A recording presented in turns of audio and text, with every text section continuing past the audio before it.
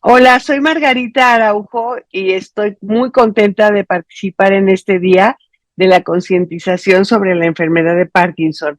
Muchas gracias por la invitación que me han hecho y entonces vamos a platicar sobre el enfoque integral para el bienestar físico y emocional eh, para los pacientes con enfermedad de Parkinson, y esto es desde el punto de vista de los cuidados paliativos. Como ya ustedes están enterados por las diferentes sesiones que han tenido, saben muchas características de las enfermedades neurológicas en general y en particular del Parkinson. Sabemos que muchos millones de personas en el mundo sufren esta enfermedad y que 1 de cada 10 pueden morir por ello. Sabemos son incurables todavía y sabemos que reducen la duración y la calidad de vida de los pacientes y de sus familiares. Los síntomas y la evolución de cada una de las enfermedades neurológicas y en particular del Parkinson, aunque son enfermedades todas del sistema nervioso, pueden tener particularidades específicas. El orden de frecuencia que hay seguramente también en algunas otras de las pláticas ya se los comentaron, y vemos que la frecuencia del Parkinson es bastante importante y como ya dijimos hace un rato, 1 de cada 10 en general de enfermedades neurológicas puede fallecer, pero el Parkinson es muy presente, hasta 180 por 100,000 habitantes. Y junto con las otras enfermedades, pues son una verdadera catástrofe que a veces pasamos y las dejamos pasar inadvertidas.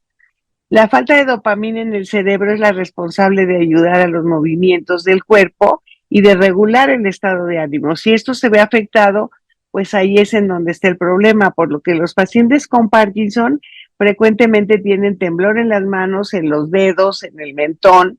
De repente parece un tic que la persona tiene hablando, o los labios los mueven mucho, y puede ser ya el inicio de la enfermedad y tardar mucho en manifestarse con otros síntomas. Se pierde la calidad en el olfato y en el gusto, no de todo, pero de muchos alimentos, y la posibilidad de tener disfagia, que es la incapacidad de deglutir, de tragar, hace que sea muy complicado y que parezca que nada más se atragantan las personas de cierta edad y que por eso tienen esto. Y empieza el atragantamiento, que puede ser una causa de muerte inminente también, pero en el paciente se va haciendo progresivo y cada vez más difícil, al grado de que pueden no deglutir, no comer, desnutrirse y todavía no hacer el diagnóstico de que tengan Parkinson.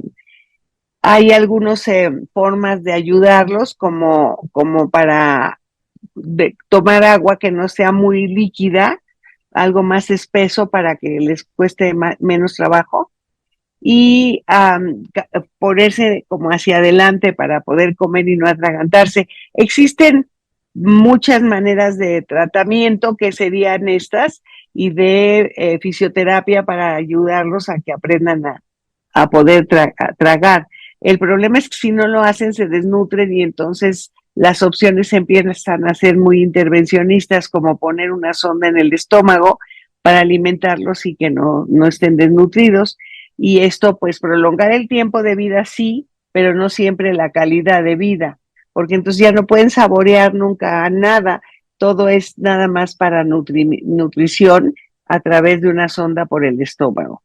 También tienen problemas para dormir, los sueños son muy superficiales, duermen de manera muy superficial y entonces despiertan por cualquier movimiento que ellos mismos inadvertidamente van a sentir. Tienen dificultad para caminar por esta situación de los movimientos del cuerpo que no les dan estabilidad, y estas otras alteraciones digestivas no solo son en la deglución, también en el tránsito intestinal, lo que conlleva constipación, es decir, estreñimiento, y estos cambios también son autonómicos, también se puede atorar a nivel del esófago. Es lenta la digestión, lo cual limita también el gusto y las ganas de comer, y eso limita también mucho su dieta y su peso. También algunos medicamentos que una vez que ya está diagnosticado y que está en tratamiento, por esta o por otras causas, hacen que el consumo de medicamentos haga la situación de constipación o diarreas y cambios muy importantes en la ingesta. Um, Otro de los datos, como tampoco puede uno moverse igual, se mueve lo que no quiere y lo que quiere uno no puede, y a veces no tienen expresión facial. Entonces parece que están enojados aunque no lo estén, o ausentes aunque quieran participar, no pueden, porque están lentos sus movimientos y su parpadeo también. Entonces hay que ayudarlos cuando, o ellos mismos cuando no pueden moverse bien, empiezan a ayudarse a lavarse los dientes o a peinarse, ayudándose una mano con la otra. En esas partes hay que ayudarlos protegiendo mucho su dignidad y respetando mucho su calidad de vida. Y su dignidad, hay pacientes que les gusta jugar y no sé, dominó o algunas otras cosas, y hacerles que el tiempo pueda ayudarlos a que la pasen mejor es muy importante para su tratamiento. Esta situación es irrecuperable, es progresiva, es crónica, y cada paciente lo va a vivir de diferente manera. Hay personas que tienen una calidad en su físico porque hacen ejercicio, porque caminan, y entonces esto hace diferente su evolución, depende de su estado previo. Otras enfermedades también que deterioran nuestro cuerpo, pues esto conlleva y ayuda a que esto se deteriore más rápido, ¿verdad? Entonces hay veces que la evolución de la enfermedad es lenta, es progresiva, pueden durar años, y bueno, a veces tienen recaídas y luego mejoran, pero nunca como estuvieron antes. Cada caída es para estar menos bien, y esto lo vemos como en una montaña rusa que va cayendo, se recuperan, pero ya no igual. Y este descenso va haciéndose cada vez más acentuado y más rápido, y conforme va avanzando puede tardar solo meses. Cuando ya se diagnostica hasta este tiempo, que ya platican de todas las veces que han tenido estas recaídas y que se han hecho otros diagnósticos, pues luego ya es muy rápido lo que inesperado lo que sucede.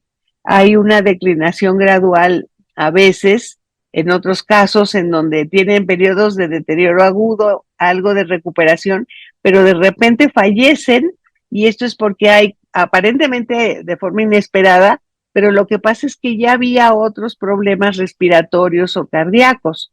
Entonces, a veces no tomamos en cuenta, aunque tomen muchos medicamentos, que todo tiene un ritmo y todo va conjuntándose. Hay otra manera que es una reducción inicial de la reserva física. Desde el principio se empiezan a deteriorar rápidamente, y también de manera cognitiva ya se les va, no saben de qué están hablando, repiten mucho lo mismo, y entonces esto se acumula al déficit que normalmente tuvieran por otras enfermedades, o sencillamente se complican por una broncoaspiración al no deglutir bien, hacen neumonías, y entonces esto puede deteriorar rápidamente la condición del paciente y fallecer por esta causa. Y entonces, bueno, hasta después nos vamos enterando que tenían Parkinson. E incluso les cuento de este caso que recientemente vi, y esto que está a la derecha es el reporte original. No lo, a propósito lo puse así para que no se pueda ver, pero esto que está subrayado dice de muchas partes que están normales. Lo llevaron en septiembre al médico, pues se cayó y se lastimó, y pensaban que podía tener alguna lesión en el cráneo. No la tuvo, ni tuvo otras lesiones en ninguna de las partes, pero fíjense ustedes, en las conclusiones ya hablan de atrofia córtico-subcortical. Esto nos pasa a todos conforme va avanzando la edad, y eso le dijeron a la familia y al paciente. Bueno, pues es por su edad, 83 años, que ya tiene esta atrofia. Pero algo muy preciso que decía es que había una severa dilatación de los espacios de Virchow y Robin, que están asociados a la enfermedad de Parkinson o a otras demencias. Entonces esto estaba coexistiendo ya de manera moderada, severa, con una atrofia de los hipocampos. Y esto, ya dicen ahí, podría estar asociado, como podría sugiere que se haga correlación con el contexto clínico. Y este paciente exactamente se cayó porque ya tenía mucha dificultad en sus piernas, ya no tenía estabilidad, ya no podía deglutir bien, y como no les dijeron que tenía Parkinson, pues lo dejaron y no le dieron un tratamiento específico a esto. Sencillamente pensaron que estaba deprimido, que estaba cansado, que ya estaba muy antisocial, no quería ver a nadie. Y de repente, pues ya con una desnutrición muy severa, se complicó y falleció por una neumonía muy leve que apenas empezaba y que entonces generó el fallecimiento del paciente y los familiares pues muy sorprendidos porque de septiembre a la fecha, pues un poquito más de 6 meses, nunca se enteraron de que podían haber hecho algo para tenerlo más cómodo, más confortado, más atentos y a lo mejor hasta hubieran podido darle algún tratamiento que prolongara un poco su tiempo de vida. Lo que sí sabían, y el señor había dicho que de ninguna manera él quería que le pusieran una sonda en el estómago. Entonces esto ya lo tenían muy claro los familiares, sus hijos. Pues bueno, con todo este contexto nosotros nos preguntamos cómo podemos aliviar el sufrimiento y cómo podemos ayudar a un paciente con estas características en estas enfermedades neurológicas en donde el deterioro va a ser irreversible. ¿Cómo podemos ayudar? Puede detenerse, pero no se curan. Entonces, ¿cómo podemos ayudar al paciente y a su familia? Pues miren, la bioética y los cuidados paliativos son unos soportes grandiosos para poder decidir. Los cuidados paliativos, pues, porque son todos los cuidados que podamos dar, que evidentemente no van a curar al paciente, pero van a paliar todas las molestias que se puedan presentar, las que estas fueran. Habrá el paciente que sí comió, pero entonces tiene náuseas o vomita continuamente o no puede dormir o lo está con el problema en la constipación, etcétera. O su estado de ánimo va cambiando. Todo eso lo podemos contener con los cuidados paliativos, por un lado. Y por otro, la bioética es como la búsqueda de la verdad y que todo lo bueno se haga a todos niveles. A veces es una utopía, pero hay que tratar de llegar a en la búsqueda de esa verdad y de esa mejoría para el tratamiento de los pacientes. Entonces, estas dos corrientes nos van a ayudar muchísimo porque nos quitan los dilemas, vemos cuál es la realidad y qué es lo que tenemos que hacer. Porque sobre todo cuando son muchos hijos, quieren todos tomar las decisiones, cuando no nos toca a nosotros, les toca al paciente, le toca respetar la autonomía y lo que el paciente quiere es lo que debe hacerse, pero para eso hay que plantearles las opciones. Y las opciones no siempre son tan malas. Las malas noticias son cuando no hay nada que hacer, pero siempre que hay algo que hacer, pues depende si el paciente lo quiere hacer o no, y si hay muchas alternativas, pues tendrá que decidir entre alguna de ellas. Entonces, la evolución de la enfermedad hasta el final de la vida, pero desde el inicio, podemos participar quienes hacemos cuidados paliativos y quienes estudiamos bioética para ayudar a la familia a tomar decisiones. O sea que tenemos mucho que hacer y podemos ayudar en mucho a tener esta contención para poder sobrellevar estas enfermedades, para controlar los síntomas y poder atender el sufrimiento, que no lo evitamos, pero lo podemos minimizar entendiendo que es una situación existencial normal y que emocionalmente y psicológicamente tenemos que crecer y aprender a manejarlo. Para el bien del paciente, para el bien de la red familiar que necesariamente está en un contexto social. Entonces, finalmente nos vamos a ayudar todos y particularmente el equipo de salud, que a veces hay un burnout por el cansancio del agotamiento de ver casos tan tristes y tan catastróficos a veces. Y por otra parte, también la compasión cansa. Y esto tenemos que vernos y tener ayuda también para poder seguir en este manejo, para lo cual las sociedades de neurología han hecho grandes esfuerzos para que los cuidados paliativos estemos presentes en el tratamiento de nuestros pacientes. Tenemos nosotros en este momento que entender que la competencia cambia, que naturalmente aún sin enfermedad, pero con ella más, porque la capacidad y las aptitudes para hacer y para hacer lo adecuado, lo conveniente, pueden modificarse. Entonces tenemos que entender qué sí pueden y qué no pueden, y sin quitarle su dignidad, ayudarlos a que puedan seguir adelante con la vida, tratando de respetar la autonomía, porque esta autonomía es el estado o condición de entera independencia que tenemos para ser nosotros mismos, es nuestra libertad, es nuestra razón de progresarnos individualmente y crecer como seres humanos. Entonces la autonomía existe siempre, aunque estuviera un inconsciente, siempre y cuando haya alguien cerca que pueda decir qué es lo que nosotros queríamos o queremos. Y por ello también es muy importante que estos deseos de los pacientes, por ejemplo, el de que se prolongue su vida hasta donde sea posible. Y no importa, habrá gente que quiera que le pongan el tubo en el estómago o que le pongan suero continuamente y le estén poniendo para hidratarlo, lo que sea. O en el último de los casos, si no pueden respirar, que los intuben. Habrá quien quiera, pero habrá quien no quiera. Entonces, esto es muy importante saberlo. Y no es que en el último minuto ni le vamos a preguntar al paciente cuando ya no puede contestar, ni queremos que la familia se vea presionada y agobiada por tomar una decisión en un momento tan definitivo. Porque si le dicen, no, no, o lo intubo o se muere, pues intúbelo, pero a lo mejor va a ser una intubación en donde el tratamiento es inútil y el tiempo que va a durar el paciente internado pues es absurdo, lleno de tubos y cosas, como vamos a ver en un momento. Entonces hay que saber qué queremos, qué quiere el paciente, y esto va a ayudar mucho a la familia, porque cada uno puede tener una opinión distinta y lo importante es que todos quieren el bienestar del paciente. ¿Cuál es el bienestar? Pues hacer lo que él quiera, siempre y cuando se le hable con la verdad, sepa cuál es la expectativa y pueda decidir entonces qué es lo mejor.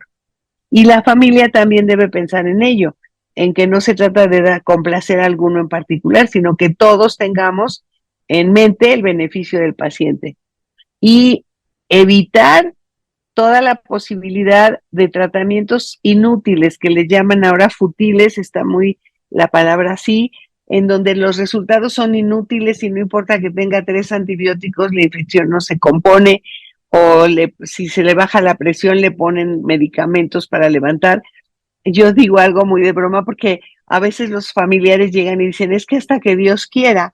Y yo les digo, Dios ya quiso y no lo dejamos, porque tenemos suficientes maneras de tratar al paciente para mantenerlo incluso en una unidad de cuidados intensivos.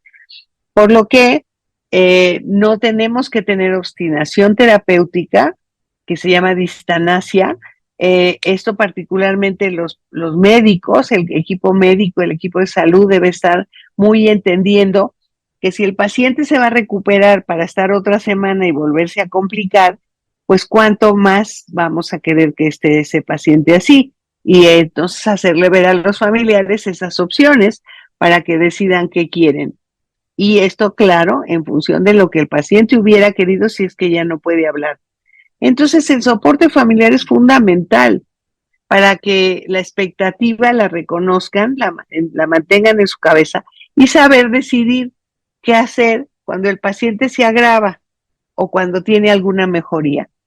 Entonces, no es que se mejore y ya hagan fiesta y digan, ya se curó. No, hay que aprovechar ese tiempo de mejoría, disfrutarlo y que lo disfrute, pero esto no quita que la enfermedad prosiga. Entonces hay que tener en cuenta esto anticipadamente, en beneficio también de la familia. Esto no lo voy a desglosar porque es muy amplio y es lo que sucede en cada crisis. Ante un momento de un diagnóstico difícil, inesperado, entonces hay riesgos donde si la sospecha está, tenemos angustia y estamos muy vulnerables. Si tenemos la certeza, peor. Como quiera nos da frustración, nos sentimos amenazados. Y todo esto está en función de lo que cada quien tiene de historia, porque cada quien tiene una mentalidad, una biografía en donde lo que ha vivido es lo que lo va a ayudar a tomar una decisión. Además del aturdimiento y del enojo y la tristeza y la frustración que tendrá en el camino a la vida cuando se presenta una crisis. Y ante esas amenazas se vienen abajo los proyectos y todo lo que nosotros queríamos hacer. Entonces, todo esto, la incertidumbre que es terrible, qué va a pasar, y resignarnos o aceptarlos es muy difícil. pero entonces cada uno de estos puntos es para platicar mucho y para ir avanzando, para entender estas enfermedades y poder ayudar y tomar decisiones. Pero las decisiones no se toman firmando un papel, que a veces es un formato administrativo que se requiere, pero que se firma una vez que sepa uno qué va a pasar. Y para eso hay muchas cosas que tendríamos que revisar y poder para entender la verdad de lo que sigue y de cómo podemos manejarlo. Pero entonces esta es la relación médico-paciente, no nada más de que nos caemos bien, sino de que se respete la vulnerabilidad del paciente y también la del médico y la de la familia, por supuesto, para poder tener clara el pronóstico y la expectativa de lo que vamos a querer, para que entonces se dé este consentimiento informado, que sin él no se debe hacer nada, no porque el médico diga, sino porque todos estamos entendiendo que se debe, no que se puede, porque muchas cosas se pueden, pero no todas se deben. Entonces, los cuidados paliativos intentan evitar el sufrimiento, atender al paciente, al cuidador primario y a toda la red familiar, que acepta la muerte, pero podemos ir llevándolo progresivamente de acuerdo al pronóstico y adecuar el tratamiento y abordar todas estas cuestiones psicosociales y espirituales, además de los síntomas de la enfermedad. Entonces, este enfoque, pues es muy importante que todo el equipo esté involucrado, paciente, familia y equipo de salud. Cuando en las enfermedades crónicas en general, la gente que tiene una enfermedad pulmonar obstructiva crónica o fibrosis pulmonar o colitis o algunas otras cosas que se vuelven crónicas, incluso cáncer y que va a durar, entonces lo importante para este tipo de pacientes pareciera ser la prevención de la salud, de la función del pulmón, del hígado, del riñón. Entonces está muy en eso nada más. Cuando la atención se centra en la comunicación médico-paciente, sí, y la familia, pero para guardar la función de un órgano. Entonces la muerte ahí se considera como un elemento adverso, incluso el médico se siente frustrado, nadie quiere que se muera un paciente, pero en estos casos es terrible porque entonces están muy preocupados por hacer que funcione un órgano y lo demás se le minimiza la importancia. Entonces no tenemos nosotros que pensar en centrar los síntomas médicos psiquiátricos de manera contextual a lo que importa y lo que repercute en todo. Y entonces tener un enfoque más amplio, no solamente que el equipo valore la enfermedad. Entonces, el paciente, el equipo de salud, la familia son una triada que tendrá que ayudar primero en aceptar la enfermedad, manejar y controlar las molestias que se puedan dar, los cambios de humor, el dolor que pueda darse. Pero es muy importante evitar el aislamiento social, ayudarlos a realizar tareas, llevar el buen control de los medicamentos, eliminar los obstáculos por donde camina la gente, vigilar la dieta, la fisioterapia, en fin, hay mucho que hacer. Por eso les digo, cuando alguien dice, es que ya no hay nada que hacer, hay muchísimo que hacer. No minimicemos la enfermedad, no es una catástrofe siempre. Nos vamos a morir un día, pero los demás días no. Entonces, mientras no morimos, hay que vivir al 100%. Entonces, tratar de seguir una rutina con planes y fines para dar estímulo y tener un sentido de la vida. Entonces, lo ideal será que esto sea de manera muy justa, en donde se piense en opciones equitativas. Estos dibujitos me encantan porque hay que ayudar a todos en la medida de lo que cada uno necesita, pero no porque no clasificar, sino valorar continuamente, y en el desarrollo van cambiando las cosas, siempre para beneficiar, nunca para perjudicar, siempre respetando la autonomía y sobre todo proponiendo acciones en donde todo el mundo sale beneficiado y no buscar tratamientos mágicos que lo único que hacen a veces es complicar las cosas. La medicina que no es científica, pues no es medicina, es otras cosas. Y claro que pueden tener sus beneficios y podemos creer en ella, pero con cierto margen de tener seguridad mejor en lo que hacemos para nuestros pacientes. Ahora, todos hemos sabido de casos muy graves en donde se hospitalizan en cuidados paliativos, pero es una enfermedad irrecuperable. El paciente no va a poder volver a ser el que era. Y sin embargo, se complican, vamos a suponer aquí por un ejemplo, de neumonía, y muere de todas maneras el paciente bajo procedimientos invasivos con bombas de infusión, dispositivos de monitorización, etcétera, con intervenciones, diálisis y en fin, rodeado de cables. Esa es una opción. Otra podría ser la hospitalización con cuidados paliativos, con cuidados de los síntomas, atención de las complicaciones y posiblemente fallece el paciente, pero podemos ver que el fallecimiento sea con analgesia y una sedación que le permita irse sin sufrir y con dignidad. Y otra manera sería, si desde el inicio tiene cuidados paliativos, continuar con ellos en su domicilio, con cuidados de confort, con control de síntomas y atención a los familiares, para que el fallecimiento sea con analgesia y sedación cuando corresponda, y entonces el duelo será menos pesado. Bueno, para concluir, vamos a recordar que el respeto a la autonomía del paciente, pensando en su beneficio, en nunca agredirle, pues es lo que a todos nos importa. Y que lo debemos hacer con un reconocimiento en el equipo familiar, en donde debe haber unión, porque finalmente el paciente se va a ir, pero la familia se queda, y lo ideal es que se queden en armonía, tristes, pero en armonía, para poder seguir adelante con un duelo que va a pasar, porque la gente, pues porque esa es la vida real, ¿no? Y entonces esa red familiar también debe ser respetada. Aceptar la realidad es lo más difícil, pero pues la verdad es la verdad. Y prepararnos para lo que sigue, como en este caso que les pido yo, que estemos al pendiente de hacer conciencia de las enfermedades para poderles dar la mejor atención. Les agradezco mucho su tiempo y este es mi correo por si hay alguna pregunta o no sé si en este momento podrá hacer. Gracias.